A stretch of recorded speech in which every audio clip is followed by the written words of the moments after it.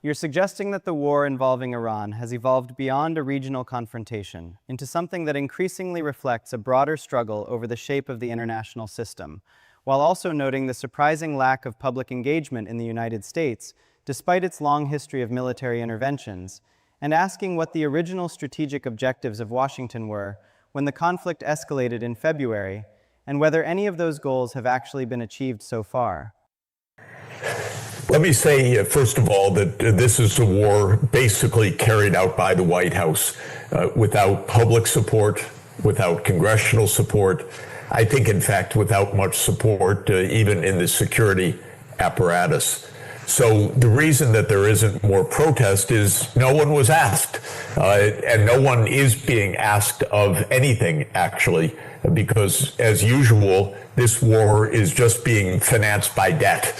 So the budget deficits grow, the spending by the government takes place, but Congress doesn't vote anything, and the president doesn't explain anything, just dumb Truth Social posts every day that are nonsensical, sometimes obscene, sometimes absolutely contradictory from the beginning of the sentence to the end of the sentence. So the American people are unhappy. They oppose the war. They're facing higher gasoline prices at the pump. They're facing higher prices across the board because everything that uses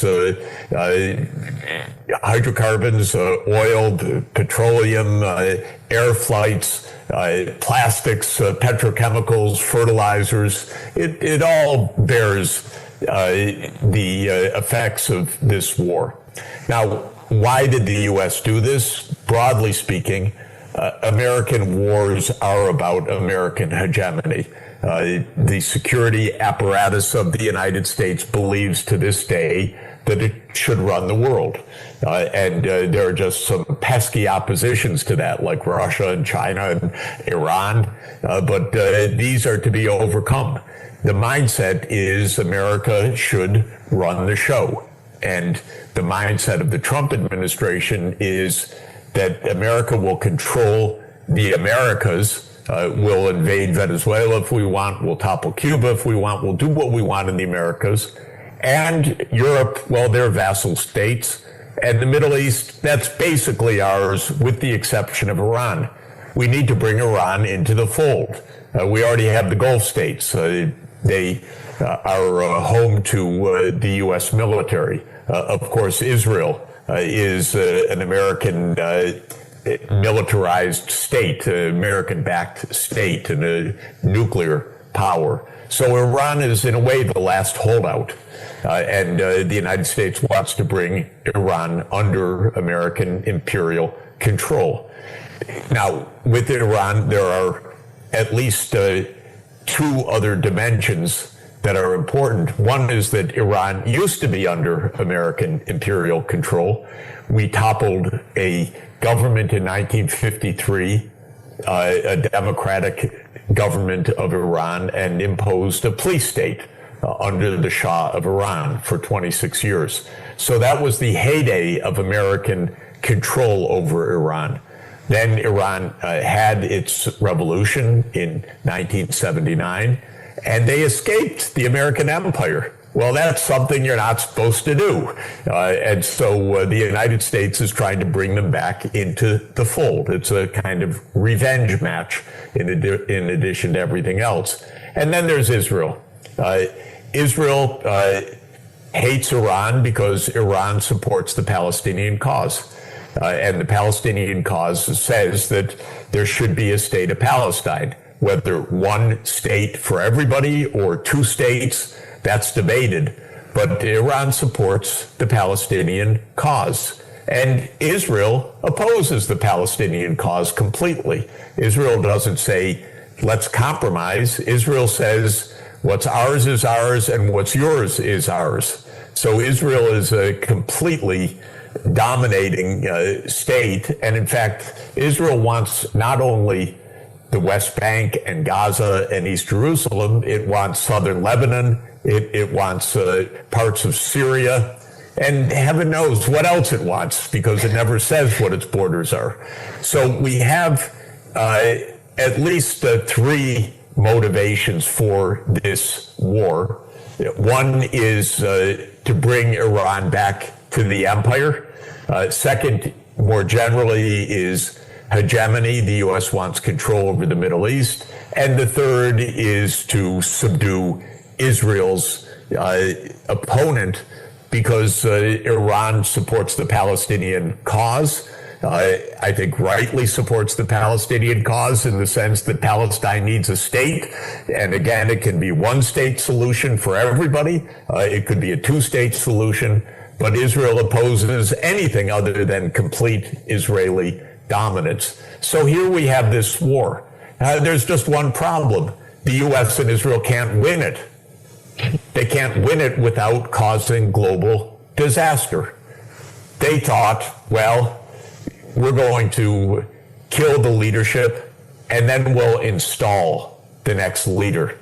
Kind of you'd say a crazy idea, but they did something like that in Venezuela earlier this year, or the U.S. did. We don't even really fully understand the Venezuelan case, because it seems to be a kind of inside job in a way, where senior Venezuelan officials conspired with the United States, which kidnapped the president and then quickly made a deal with the vice president, who became acting president. Something like that was aimed for in the case of Iran. But this is simple-minded, like our president, I'm afraid. He's a very naive man, not very intelligent. Netanyahu sold him a lot of BS, that this would be a one-day operation, and it didn't work. Since then, since March 1, we've been stalemated. There's no military option. You can't invade Iran. It's a big country with 90 million people, quite sophisticated, and Americans are dead set against putting American boots on the ground. And the military is too. They know that it's completely foolhardy. Well, you could bomb Iran to smithereens, according to Trump, but before you accomplish that, if you call it accomplishment, Iran is going to destroy a lot of the Gulf and perhaps a lot of Israel as well, because it's got drones and missile systems and the capacity to retaliate. So since the regime change operation failed on the first day, we're in a completely bollocksed up situation.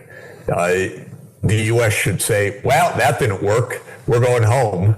That would be the right answer. Instead, it says, we demand Iran do 1, 2, 3, 4, 5, 6, 7, 8, 9, 10, all our wish list. Mm-hmm. But on what basis? How are you going to do that? So Trump thumps and stomps and threatens and does all sorts of things, but he can't enforce his will. And this has now gone on for 3 months.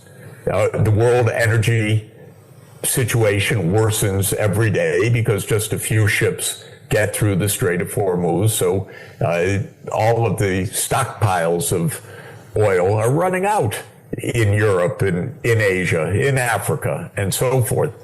And I have an easy solution for the U.S. You don't have to negotiate anything. Just go home. Stop it. You made a mistake.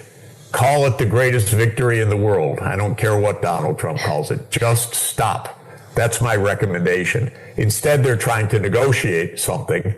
But frankly, the demands are outrageous. Why would Iran accept these demands under these circumstances? And there's no trust. And how can there be trust? And just as we're speaking, the United States started bombing Iran again.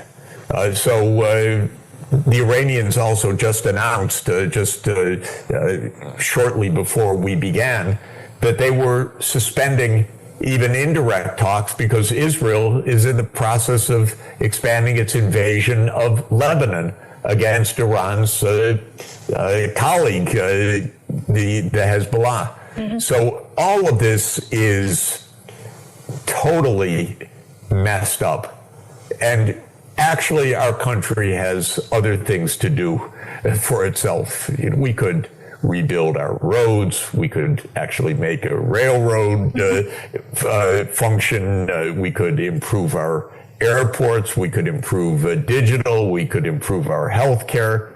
But no, our security apparatus wants perpetual war. And no doubt they're making a lot of money from the perpetual war, except the rest of us are getting poorer and poorer as a result. You've pointed to the situation in Lebanon, where Israeli strikes have continued despite claims of broader ceasefire understandings in the region, and where U.S. strikes on Iran have further complicated the picture. So the question is, what is preventing the Trump administration from restraining Israel and shifting the situation back toward a diplomatic track in the Middle East? And why has the escalation in Lebanon not been brought under control? Well, because the American security state, such as it is, which now includes a lot of Silicon Valley, supports the war. And why do they support the war? Partly the Zionist lobby, partly they're testing all their weapon systems. This is just the greatest thing going. They're learning how to incorporate AI deeply into their weapon systems. You have a few mishaps, you kill a lot of schoolgirls, but that's part of learning, according to these people. So they're not trying hard.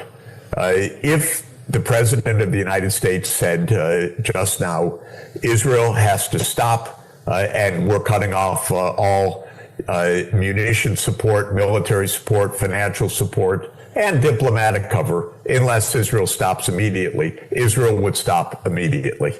I just refuse to accept the fact that Israel dictates terms to the United States. We have a lot of people who confuse what's good for Israel. It's not even good for Israel. Let me be more clear about this.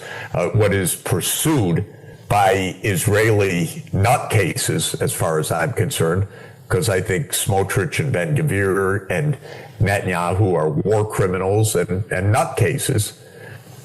But American leaders confuse what these nutcases want to do and what's good for America. We have people like Lindsey Graham in our Senate, or Richard Blumenthal in our Senate, or Ted Cruz or others that, frankly, give me a break. Why don't you represent the United States of America? What's happening right now is not in America's interest. It could be stopped immediately. Nobody could tell me that the United States can't stop Israel. That's ridiculous. Of course it could. But you need a president that understands the difference. And yes, he gets money from the Israel lobby. That's true. The arms manufacturers like Palantir love this war. They're making money. Their stock prices are going up. Their weapons battlefield experience is rising. So we can understand why it doesn't stop, but it should stop, because actually the 60% of Americans who are opposed to this war versus maybe 20% who support it are right.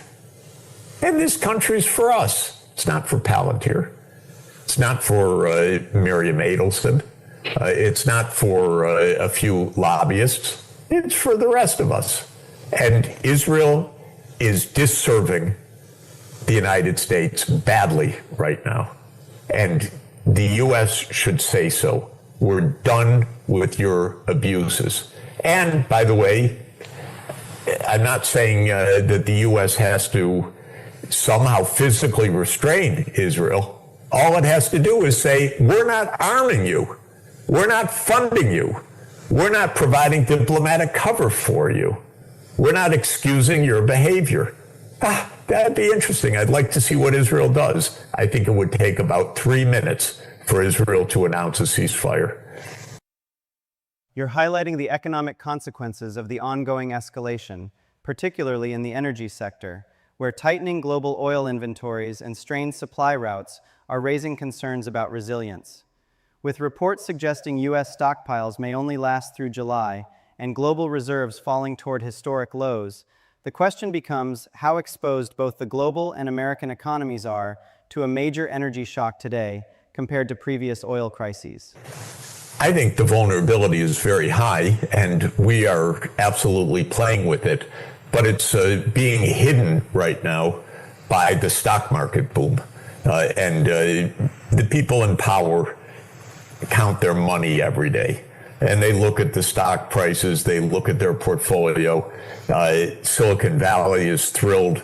Stock prices keep rising. So from the point of view, not of the average American person, the working family, but from the point of view of a multi-billionaire, big tech person, this is fine. We can wait. They're going to be very surprised if this continues, however. This is going to lead to a major global economic crisis if we continue the way we're going right now, which is very few ships passing the Strait of Hormuz every day, and the dwindling stockpiles reaching basically zero. And we already know that lots of countries are engaged in energy rationing right now, and that's going to continue and worsen, I should say. So there's a kind of a fool's paradise right now that can last a few weeks maybe, but the big tech owns our government. It runs our government. We could ask Mr. Thiel what he thinks of all of this, or ask Mr. Karp what he thinks about all of this. They'd say it's great.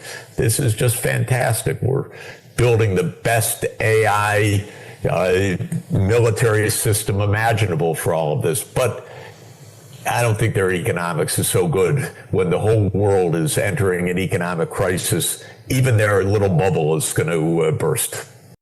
You're asking for a forward-looking assessment of the global economy over the next 6 to 12 months, especially in light of reports suggesting that the full economic impact of the recent months of conflict has not yet been felt, while further escalation could still be ahead. In particular, you're focused on how reduced oil flows and tightening energy markets could affect emerging economies already under pressure from high sovereign debt, rising energy prices, and increasing food and transportation costs.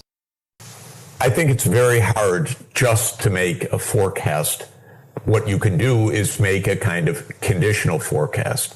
If this happens, then here's the result. So there are three scenarios, I think.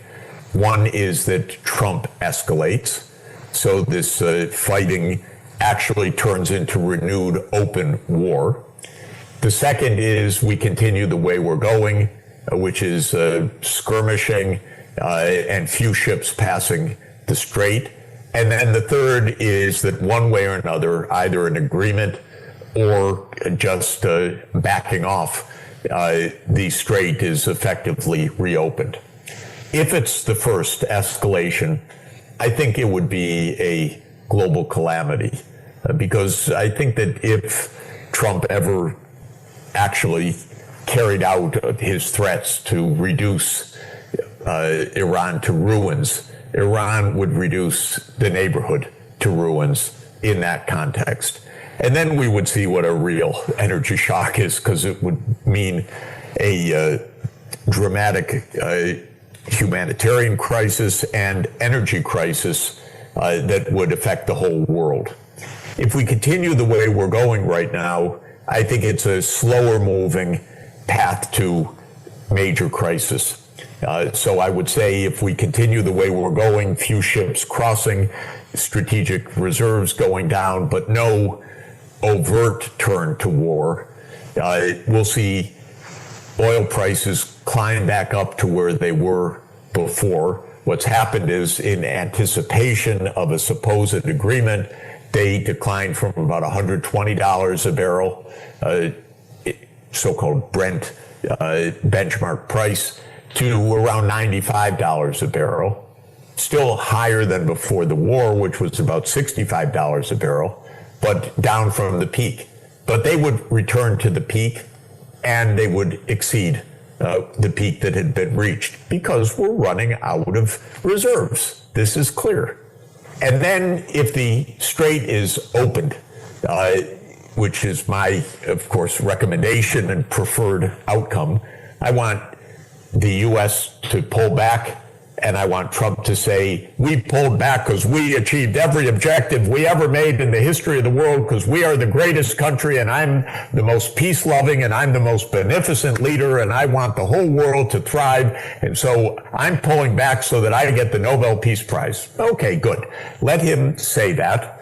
If that happens, the price of oil will fall to $80 a barrel. It won't go down to where it was before. Some production has been taken offline. Some fields are shut down. Some physical infrastructure destroyed. But there would be some reversion. People would go to the gas tank and they'd be saving a lot of money. So these are the three scenarios. Which is the most likely? Hard for me to judge because my problem is I'm typically an optimist. I think people behave rationally, but they don't, so I get it wrong a lot. If anything were to make sense, we would just leave.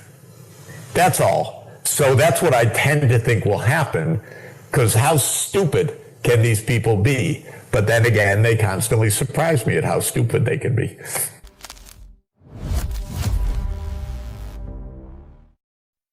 You're suggesting that even in Syria, the situation for him is not stabilizing, but actually deteriorating over time, with no clear signs of improvement on the ground.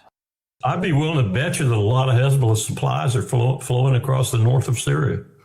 Maybe with Erdogan's permission or Overwatch, maybe with Iraq's permission or Overwatch, yeah, go ahead and do it. Just like my son said, that border's teeming.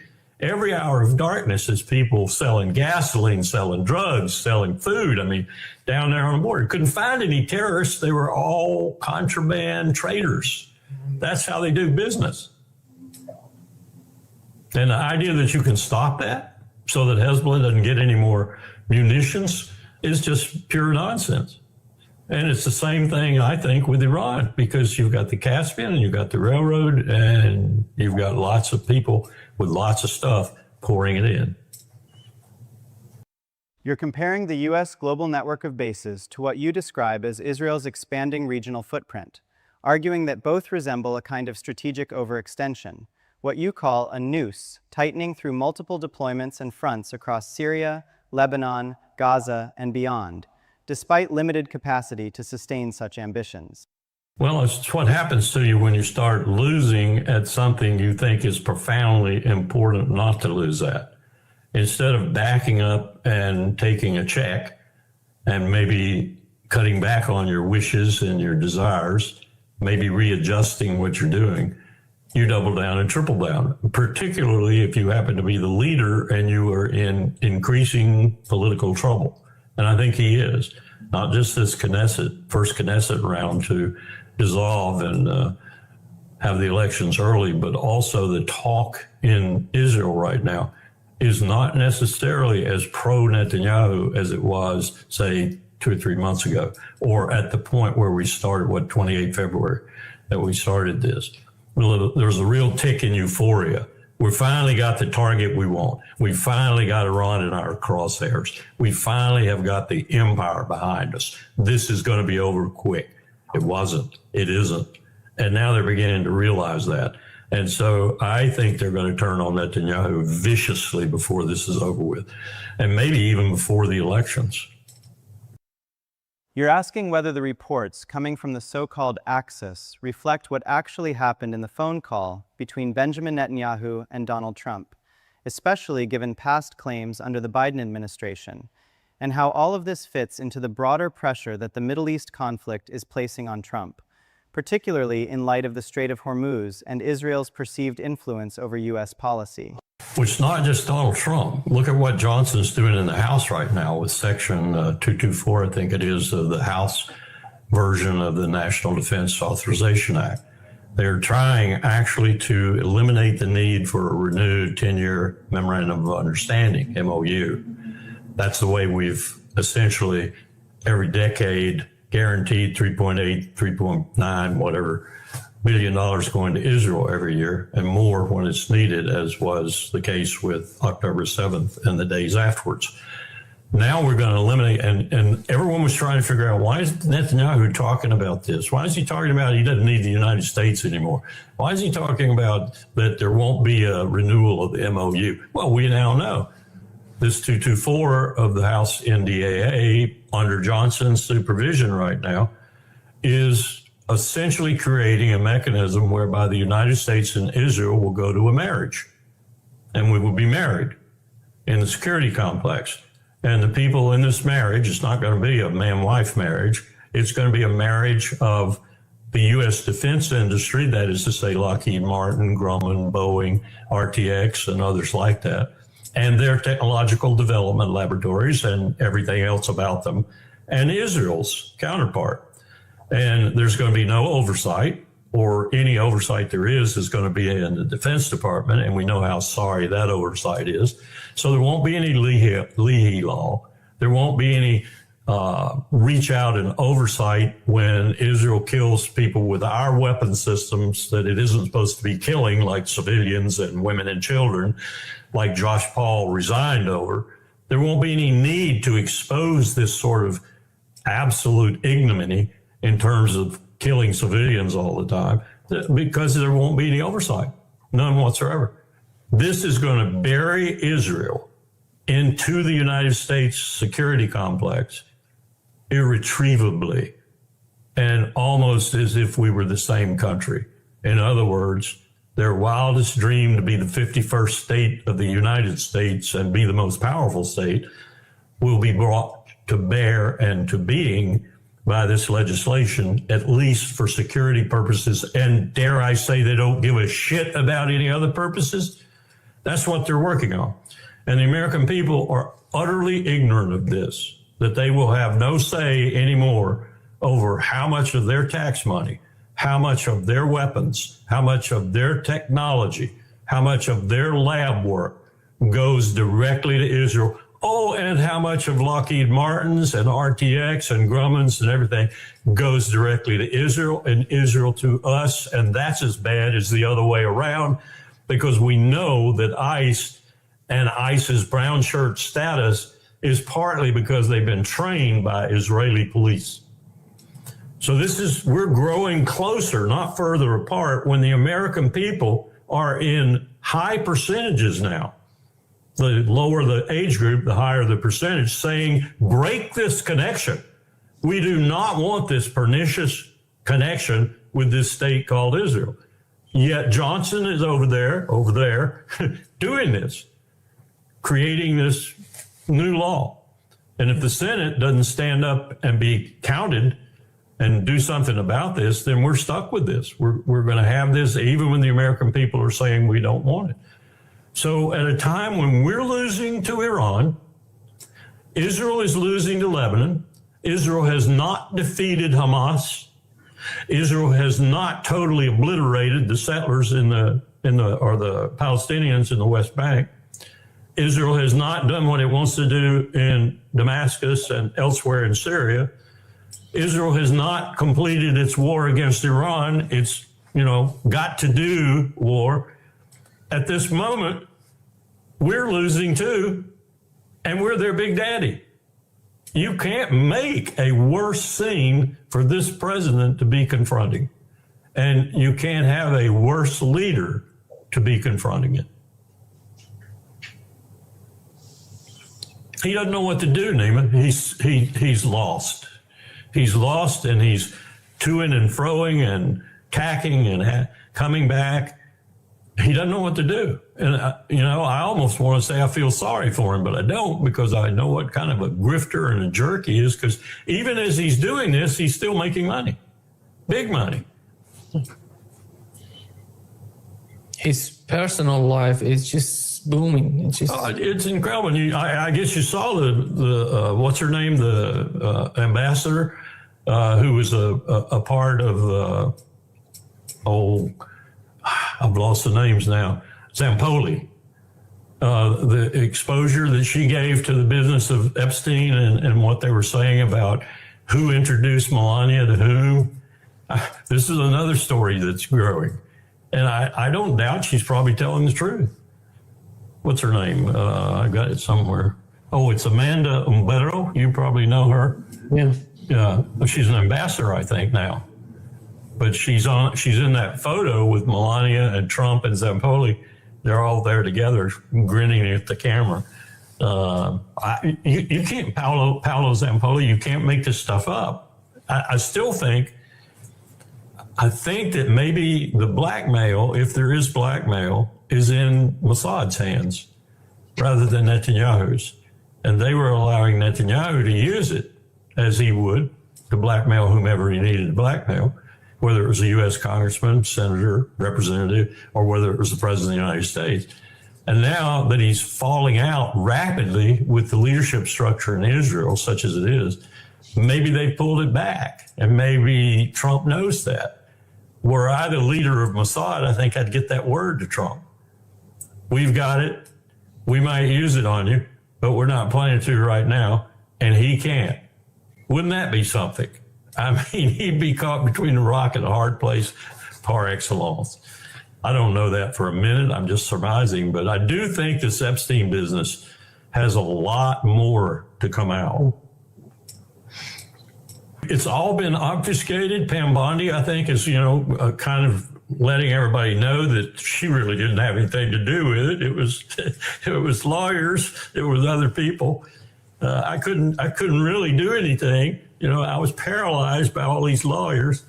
You were supposed to be the nation's number one lawyer. A lot of this is going to come out afterwards, but afterwards it's too late. I read an analysis this morning that someone sent me. I didn't want to read it because I've read so many things like this, I'm getting tired of it, but this was so well written and so good that I read the whole damn thing. And it's a very historically based analysis of how major empires dismember themselves after the moment of demise. That is to say, when they realize finally, and their people begin to lose confidence, whether it's a Roman centurion or whatever. And then it just goes so fast you can't even. And then I picked up the piece and read about Peter Thiel going to Argentina and what he had said about why he was going to Argentina. I mean, you could say this guy's an esoteric South African who writes and reads silly stuff, but it ain't totally true. Some of this stuff makes sense. The disintegration of liberal democracy, the disintegration of the welfare state in particular, and I don't use that in a pejorative sense. I mean a state where a lot of the revenues of the state go to taking care of people who are not Peter Thiel's class. You know what I mean? In other words, they take care of the poor or make a reasonable attempt to. That's gone, he says. That's gone. You can't maintain that. We've proven you can't maintain it. It's physically impossible. You destroy yourself economically. I'm going somewhere else. What did I tell you about these guys jumping ship? They jump ship when the time comes, and they go off to other places and watch the empire disintegrate and pick up the pieces as they can and reestablish themselves as they can. I don't know if you've seen this new look. It's a brilliantly done Apple TV, I think. It's about Coco Chanel and Christian Dior and World War II in Paris. And just before the war, during the Nazi occupation, the Nazis retreating, and then the post-war situation and how Coco Chanel was a collaborator and did this and did that and had real problems reestablishing herself after the war. And Christian Dior was thought to be, but wasn't. He was pretty much a patriot, more interested in his sister and her fate in the Resistance, and she was captured and treated horribly, sent to Ravensbrück concentration camp. He thought she was dead. But anyway, it's a brilliant look into the mentality of things like the Gestapo, the SS, the Nazi hierarchy in general, and into how the French just caved, basically, except for a few, many of whom were communists. The British, for example, quit funding the communists in 1944 because they realized they were the most fierce fighters in France. And by God, the war was going to be over, and they were going to have to fight them, working for Joe Stalin. So they quit funding them, and they kept on though. They were the fiercest members of the resistance. So we're looking at a world that's falling apart, Nima. It's falling apart, and its principal power for the last 70 plus years is leading the collapse. You're asking how to interpret the growing discussion in Congress around closer military integration between the U.S. and Israel, especially in the context of arguments that Israel could either be seen as a strategic liability or, alternatively, a trigger for broader regional conflicts involving Turkey, Egypt, Iran, and potentially the wider West Asia region, with implications for prolonged U.S. engagement in multiple wars.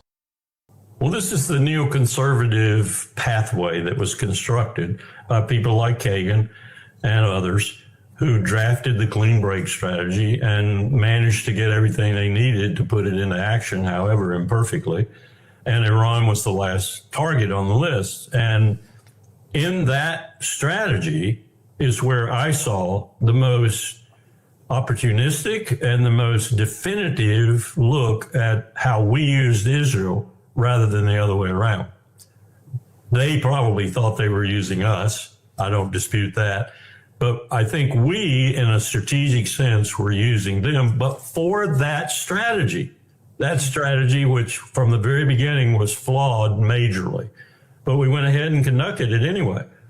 The biggest mistake, the Council on Foreign Relations, I think, put out a report not too long ago saying that the most tragic strategic mistake the United States had made in its history was the 2003 invasion of Iraq. Someone was talking about it the other day, Mearsheimer, maybe someone like that, maybe it was Walt, and said, wait until they get a hold of this war with Iran. So the clean break strategy, it did all of this.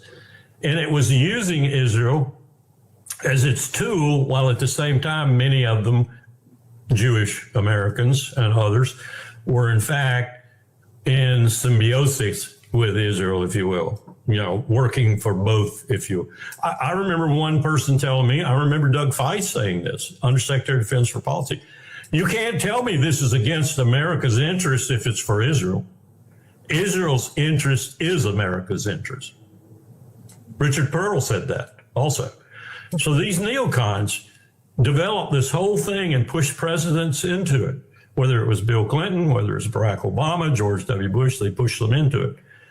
Now we're paying the piper for that. We're paying the piper because it was a flawed strategy from the beginning. It was a misinterpretation of both the Arab and the Persian world. It was a misinterpretation of Israel's place in that world. It was a misinterpretation that was 1948 forward and who really owned Palestine. It was all flawed. And yet we pursued it to the maximum with the maximum power and money we could put up against it.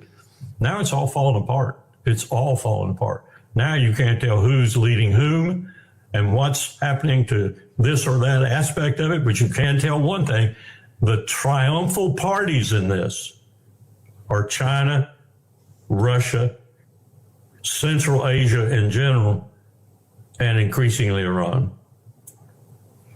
That's the reality. So what do you do about that if you're president of this mess now? What do you do about it? You know what embarrasses me, Neiman? What embarrasses me is the only person that I know has come out and said that killing 200 people on the high seas without due process and having zero impact on the drug flow into the United States of America, and yet continuing to do it, that is the black mark on the American military, as deep and as profound as the black mark put on it when it machine gunned those Filipinos in the trench in Manila back in the days. It's a hell of a black mark.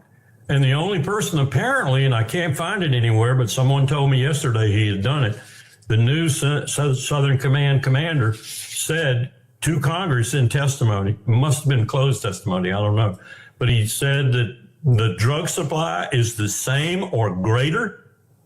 We have not impacted it in the Pacific or the Caribbean, and we're doing this. And he left it at that. But this is a huge black mark on the military to have no one standing up and saying, I'm not doing it. Petey, you go do it. You get in that plane or that ship and you go do it. I'm not doing it anymore because it's unconstitutional. It's against international law, and it's heinous to murder people when you really don't know conclusively what they're doing on that water. And even if you know, you're having zero impact on the drug flow into the United States of America, which the military has told you for 30 years is the case. I've been there in the briefings. I've been there and heard the admirals and the generals say, we haven't decremented the flow of drugs. We haven't increased the cost of drugs on the street in New York or Chicago. We haven't done a thing about American drug intake at all. With all of these efforts, all of these bombs, all of these things we've done. Even when we were doing it roughly legally, no impact, zero impact. What do you have to do to tell someone they're failing and to stop it, especially when it's illegal like this? You're pointing to Robert Kagan's recent argument in The Atlantic, where he frames the situation in the Middle East as a kind of strategic deadlock for the United States, but where the underlying concern seems less about U.S. overreach itself and more about Israel's declining position in the region, leading to the conclusion that deeper military involvement is no longer viable, while disengagement becomes the only realistic option for Washington. You better believe it is. You know, I get these emails from, I don't think he'll mind my saying it. In fact, he'd probably like it. A guy by the name of Eddie Hasbrook. I don't know if you've ever heard of him, but he's very much into the anti-draft movement and believes that draft is absolutely unconstitutional and, you know, shouldn't have a draft at all. Well, he just sent me an email based on surveys and polling data for young people in America who would be subject to this new way of doing computation for the selective service systems. It's all going to be automatic, you know. And I'm reading it, I'm reading through it, and I'm reading the percentage of young people he's interviewed and what they say. Okay, implement a draft, country fall apart. America would fall apart. There would be no 1939, 1940. And even there, with the legislature and the people, it was a close run thing because we weren't, you know, attacked yet. Pearl Harbor hadn't happened. Very close run thing to get the draft installed, and then even closer run thing to get it extended when Roosevelt wanted it extended and Pearl Harbor hadn't happened yet. I don't even think if you had something like because this is an all volunteer force, has been for years, for a generation. So if you were to put ground troops in Iran and they were swallowed up and every one of them killed or captured, paraded on television cameras in Tehran, you would not get a real movement in America to react.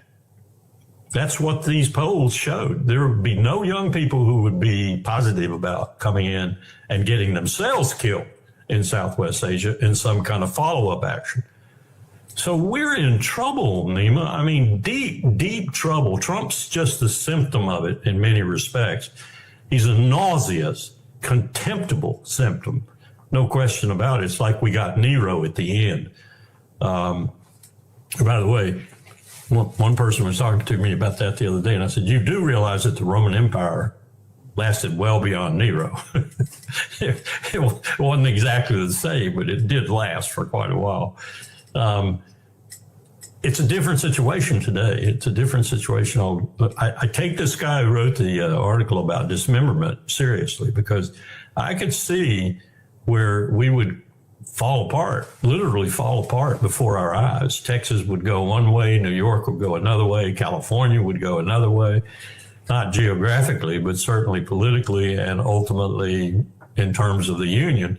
It wouldn't be 1861 and somebody leaving because they had an issue with slavery or an issue with whatever caused the Civil War, states' rights, whatever, it would be because they're sick and tired of Washington and other things. Better fate as Texas than as a part of an empire that's disintegrating before your eyes. And we haven't even reached that point yet.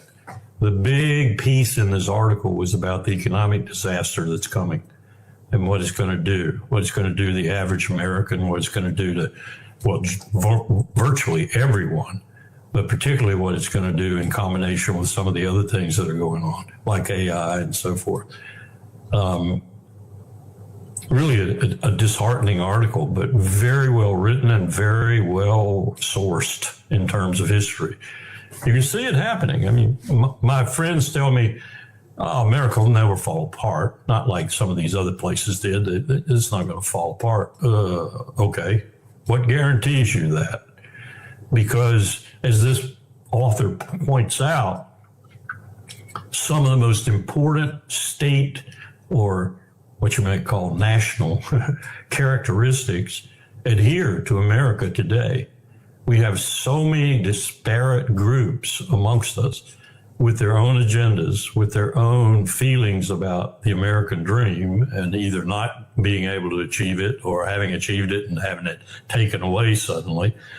We've been buying things on the world's pocketbook. Really, we've been living on the world's pocketbook because our dollar allowed us to. We've been living not on our productivity, not on our incredible manufacturing base, not on anything like what we were living on, say, at the end of 1890. We're living on other people's willingness to buy our debt. And that's not a good adhesive when it begins to unravel. It's a very splintering adhesive. It goes. And all of a sudden people are looking around and realizing, my God, there's nothing here.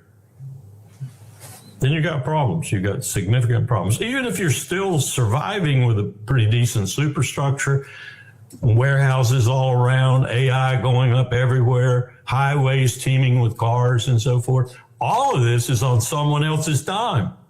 And has been for some time. People loaning us money.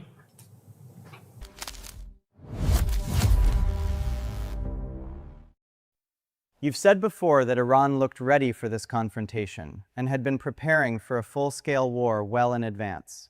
So what convinced you of that? Yeah, so my understanding was that early in the morning, the Iranians were going to strike in the early hours of the morning. I'm not quite sure about the exact timing, but it was supposed to happen very soon. Now, as I said, my expectation and the expectation of many was that war would happen, but Iran was prepared for it. There are a number of issues. One is a moral issue, obviously, which is first and foremost.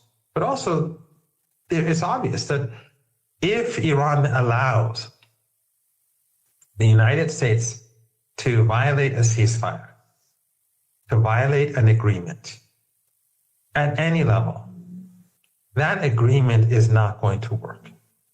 So after the 39 days of fighting, when the US and the Israeli regime launched their blitzkrieg attack and their murderous war and slaughtered the kids in the school and all that, after 39 days when it ended and we had a ceasefire and there was a ceasefire agreement, and immediately Netanyahu back then began to carpet bomb Beirut, Iran discontinued its implementation. Iran was going to allow those extra ships from the countries that helped the United States in the Persian Gulf to leave through the Strait, and Iran stopped it.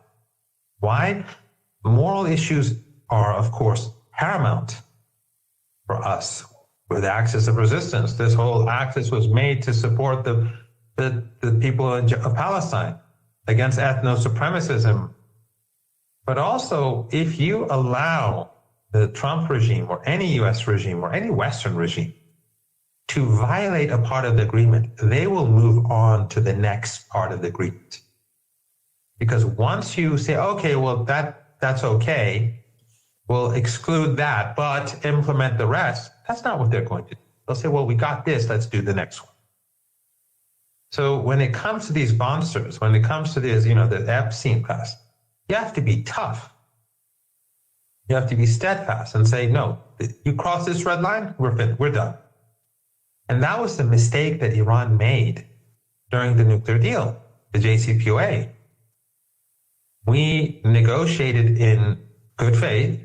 We implemented our side of the bargain, but the deal was designed in a way in which the Americans, its implementation of the deal was basically left to their, they would decide if they would do so or not. We counted on their goodwill. That was extremely naive because the United States didn't show goodwill. So the Iranians implemented their side of the bargain, and some of what they did was irreversible, at least for the short or medium term. And then the United States under Obama refrained from doing so.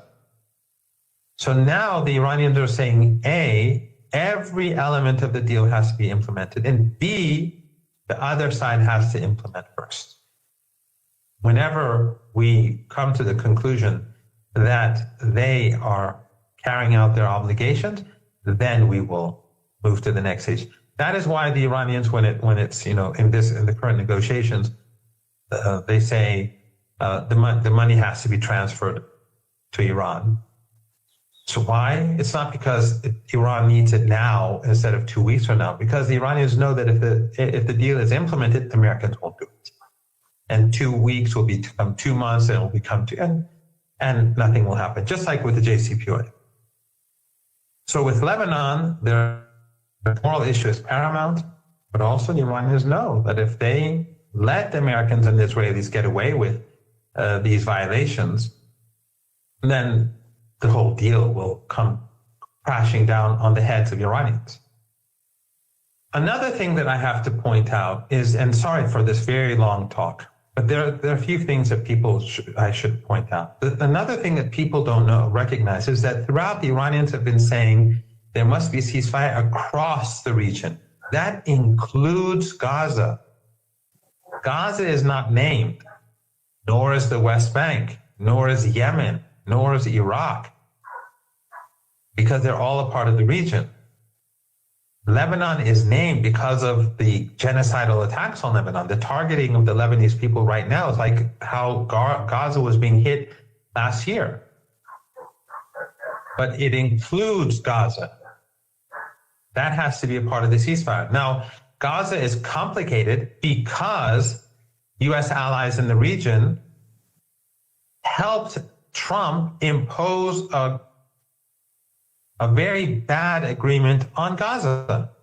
You remember when Trump went to Egypt and all these regional leaders, Sisi and Erdogan and Aliyev and Abdullah and Jordan and others from the Persian Gulf, and they all went there and they whitewashed his crimes, they praised him, and they basically gave a stamp of approval on the ceasefire in Gaza.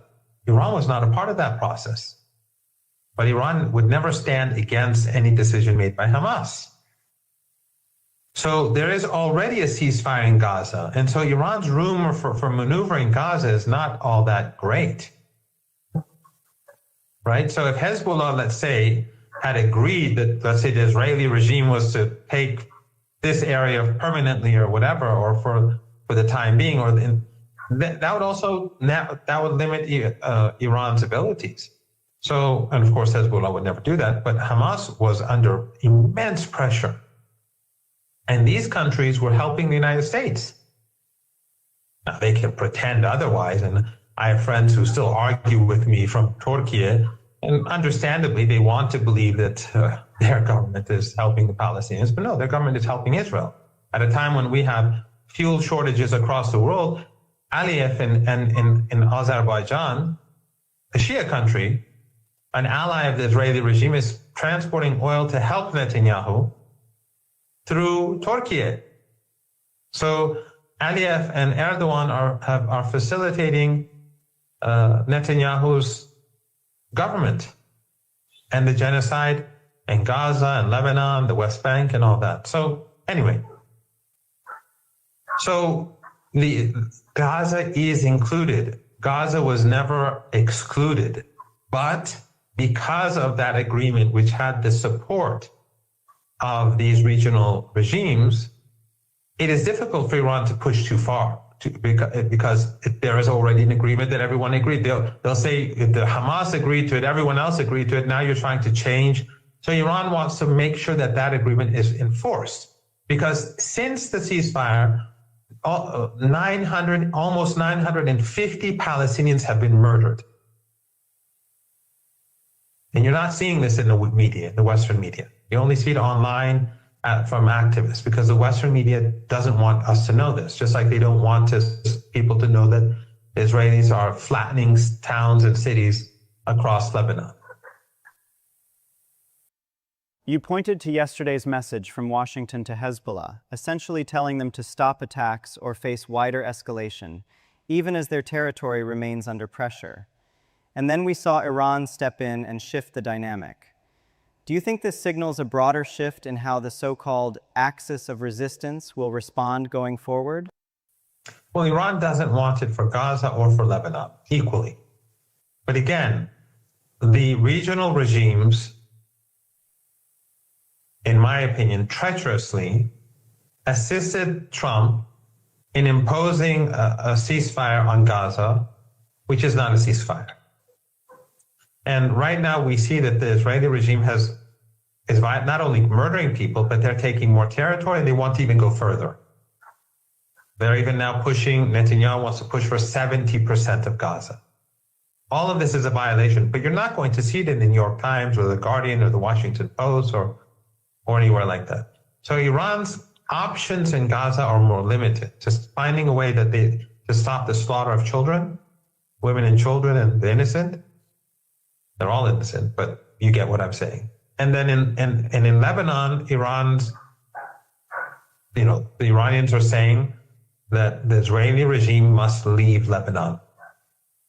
And we must go to a point where the Israeli regime is not occupying any part of Lebanon, and the Israeli regime cannot carry out operations inside Lebanon and start assassinating people again. That's not acceptable. With regards to reconstructing Lebanon, Iran have no doubt, Nima. Through reparations, the Iranian will take that money, and they will help rebuild every building in southern Lebanon, even though the Lebanese government doesn't want this. The Lebanese government is preventing Iran from sending aid to help people, the refugees. The Lebanese government is utterly sinister, utterly evil. They're helping the Americans in these regimes, these Arab dictatorships in the Persian Gulf, to corner the resistance supporters.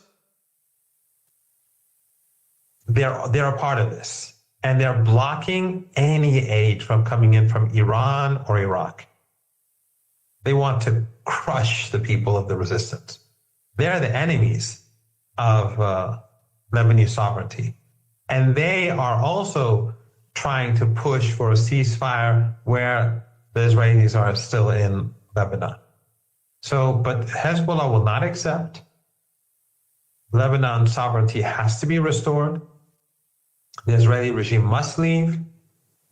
And the Iranians, through the reparations that they get, they will rebuild both Iran and all of those areas destroyed in Lebanon. Every single building, every single home will be rebuilt. You mentioned the Lebanese government presenting its talks with Washington as progress, while at the same time Trump is claiming that negotiations with Iran are going well, and even suggesting contact with Hezbollah. What do you make of these mixed signals? And what do they tell us about the real state of U.S.-Iran talks? Of course, he wasn't speaking with anyone in Hezbollah. But I mean, that's Trump. Well, no one should take anything that he says seriously. The Iranians stopped the negotiations. Why?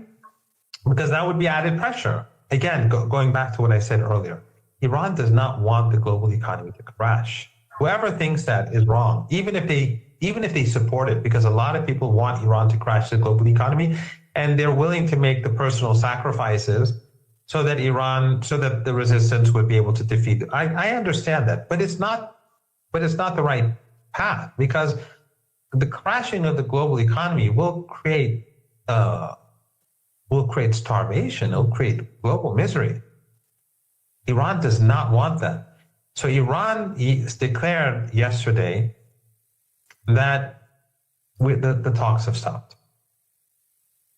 Now that Trump has made that statement, basically forcing the Israelis to stop, and of course, no one trusts Trump and no one trusts the Israeli regime. We may, after this show, hear that the Israelis are bombing Dahia. And if they do, then Iran will strike Israel swiftly. So we don't know. But at this point, the position now is that Trump will not allow Netanyahu to strike civilian targets in Beirut. So I would assume that the messaging going back and forth will continue again. Because after all, the Americans took that. They took that. I don't know the details. I have not spoken to anyone, but I'm imagining that since this has happened, that the messaging will go back and forth. Because remember, some believe that an agreement is impossible. I don't discount that at all. Some believe that it is possible. I don't know. But if Iran can get a good deal for Gaza, for Lebanon, for the region, for Iran, then they should pursue it. But it should be a deal. It can only be a deal where the other side carries out its obligations first, and then the Iranians would reciprocate. And of course, the Iranians have one important tool in their toolbox, and that is the Strait of Hormuz. So what Iran wants is an end to the genocide. It's not really asking for much, or let's say demanding much. Iran says, end the genocide. And the West says, no, well, let them continue with the genocide. And why don't we just do a deal with you? No, end the genocide, end the siege, hand over Iran's assets. The Strait of Hormuz is Iranian and Omani territorial water. And we will get our reparations through our territorial water that is being used. If you don't like it, you shouldn't have started the war. And in addition to that, Iran will not allow the Persian Gulf to ever again be used as a military base to carry out attacks on Iran or Yemen, as they did before. All these regimes helped the Saudis and the Americans in Yemen, all of them. Qatar too. Only later on, when Qatar and Turkey, when under siege, then Qatar and Turkey split from the Saudis and the Emiratis in their genocidal attack on Qatar, on Yemen. But the American war on Yemen was also carried out with the help of these regimes, and the Qatar and their base, the CENTCOM, and so on. In Syria, in Iraq, the invasion of Iraq. The only country in the region to oppose the invasion of Iraq was Iran. And Iran, of course, when the US went in, Iran began its infiltration, just like in Afghanistan. But in any case, Iran is not going to allow the Persian Gulf to be a military zone for the Americans to use against countries across the region anymore. These are not crazy demands. But for the empire, what would be sane to all of us is just insane to them. Now, how could anyone demand justice? We give what we want, we take what we want. You're arguing that we may be seeing a new shape of West Asia emerging, where instead of relying on formal guarantees, like during the JCPOA, the focus shifts to practical leverage over key choke points, such as the Strait of Hormuz and Bab el-Mandeb, with regional actors positioning these as enforcement tools in any broader understanding with the United States. How do you interpret this shift in terms of future negotiations and stability? Yeah, exactly. As we discussed earlier, the Iranians and their allies in the Axis, they have not gone very far up the escalation ladder. for humanitarian reasons. I mean, remember, and if we have war, though, this time around, it'll be, as I said, it'll escalate very fast based on what the Zionists and the Americans are saying, destroying all of Iran's critical infrastructure. And so Iran doesn't want that to happen. Just like, so, for example, when I've warned people in these regimes, in Saudi Arabia, the Emirates, Qatar, Bahrain, and Kuwait, to leave when these threats were being made, or when we're on the verge of what we seem to be on the verge of war, is because I don't want people to get killed.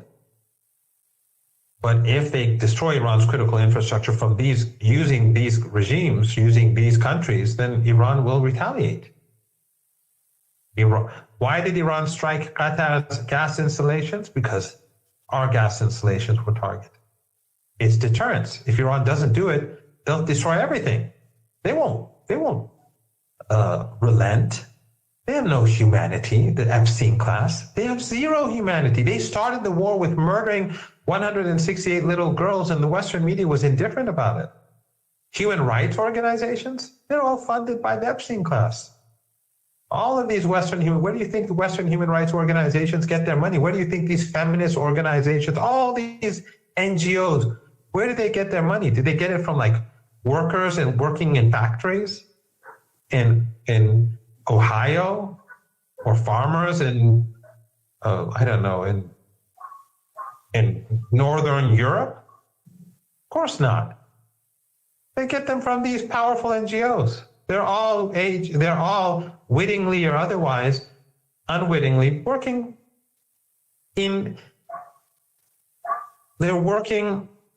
I don't want to say they're all agents, but in general, they're working in the interests, their organizations work for the interests of the empire. So Iran does not want, so this time around, if there is war, there will be swift, and look at what happened. They murdered almost 3,500 Iranians. How many Arabs and workers in the Persian Gulf died in this war? Not even 20. Why? Because Iran was careful not to kill civilians, even though these countries were deeply involved. And so my warnings were also basically to say, get out of there. If there's war and the infrastructure is destroyed, the oil and gas facilities, the electricity, and all that, it'll be unlivable. So leave, so you don't get hurt. No one here wants people to get hurt. We don't want the war. So Iran did not go up the escalation ladder. But next time, based on Trump's own threats to wipe out a civilization, no one protests in the West about this. No, I mean, I'm not talking about ordinary people. I'm talking about the media, the NGOs, the ruling class. Wipe out Iran's civilization, obliterate Iran, send Iran back to the Stone Age. Based on those threats, next time around, the move up the escalation ladder will be very swift. What does that mean? That will mean no more oil and gas from our region, of course. Right now, you know that 25 to 30 ships go through the Strait of Hormuz every day. Countries that are friendly to Iran, or at least didn't take part in the war against Iran, they can use the strait. Bab al-Mandab will be closed. Iraq, the resistance will rise up. It'll be a completely different situation. It will be catastrophic for the world. And we can do it now. But we do not want the global economy to be wrecked.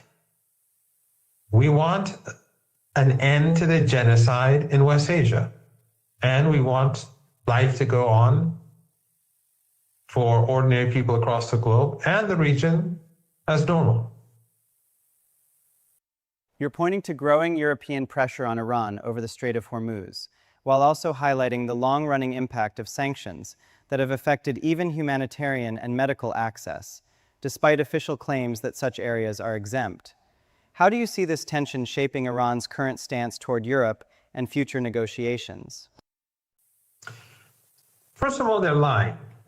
They do include all of these in the sanctions. They use, for example, Iran wants to buy equipment for hospitals, and they call a lot of that equipment dual use, just to prevent it from being exported to Iran.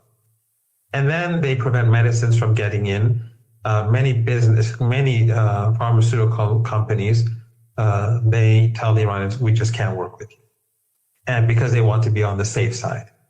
And then others, when Iran can't, if they say they are willing to cooperate, Iran approaches banks, and the banks say, we can't help you. And the Iranians say, well, these aren't sanctioned. And they say, well, so the Americans the Europeans and the Americans have designed it in a way to make sure nothing works. But they can pretend to say, no, we're excluding medicine. They're lying. They're trying to block medicine from entering Iran. They're trying. That's just like they murdered the kids. I mean, look at Gaza. After Gaza, should anyone be surprised? After what's happening right now in Lebanon, they're slaughtering kids every day. Why should anyone be surprised? But it's not just that, Nima.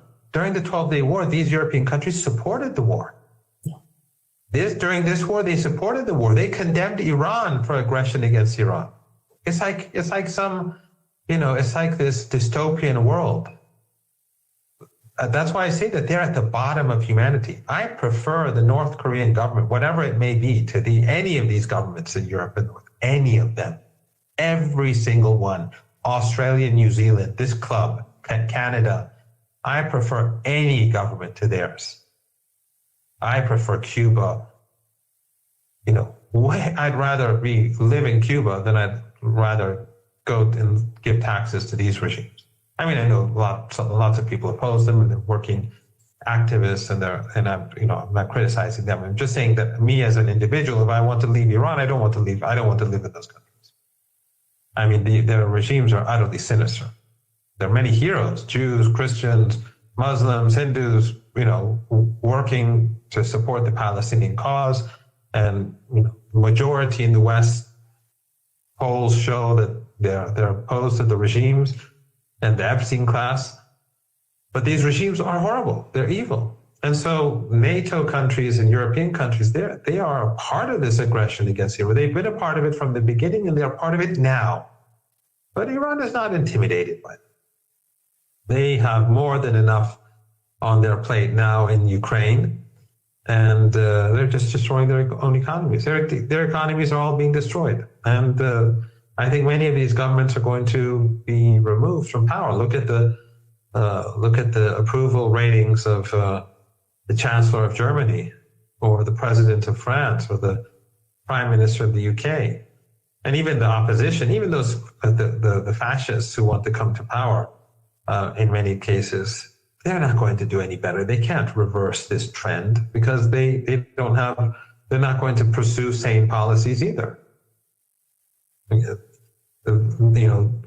It's just going to get worse and worse until there are sane people in power in these countries who bring about change.